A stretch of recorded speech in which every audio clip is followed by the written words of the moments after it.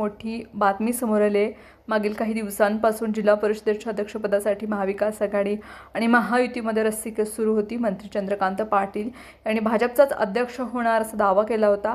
दरम्यान आता अध्यक्षपदाच्या निवडीमध्ये महाविकास आघाडीनं बाजी मारली असून राष्ट्रवादी काँग्रेस शरदचंद्र पवार पक्षाचे उमेदवार संगीता पाटील या विजयी झाल्यात। भाजप युतीच्या शीतल बाबर आणि आघाडीच्या प्रतिमा मोरे यांच्या अध्यक्षपदाच्या लढतीमधून माघार घेतले आणि भाजपच्या स्वप्नाली मासाळ व आघाडीच्या संगीता पाटील यांच्यात लढत झाली। यामध्ये संगीता पाटील यांचा मोठा विजय झाला आहे। संगीता पाटील यांना 34 मतं मिळालेत तर स्वप्नाली मासाळ यांना 24 मतं मिळालेत। आमदार जयंत पाटील, आमदार विश्वजित कदम आणि खासदार विशाल पाटील यांची रणनीती यशस्वी ठरले।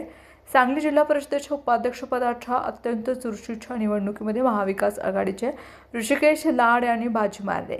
लाड यांनी भाजप युतीचे उमेदवार हिम्मत जाधव यांचा पराभव करत उपाध्यक्षपदावरती आपलं नाव कोरले आणि या निवडणुकीमध्ये ऋषिकेश लाड यांना 34 मतं मिळाले तर भाजपचे उमेदवार हिम्मत जाधव यांना केवळ 25 मतांवरती समाधान मानावं लागले। अध्यक्षपदापाठोपाठ उपाध्यक्षपदावरही महाविकास आघाडीने आपला झेंडा फडकवल्यानं जिल्ह्याच्या राजकारणात आघाडीचं वर्चस्व पुन्हा एकदा अधोरेखित झालं आहे।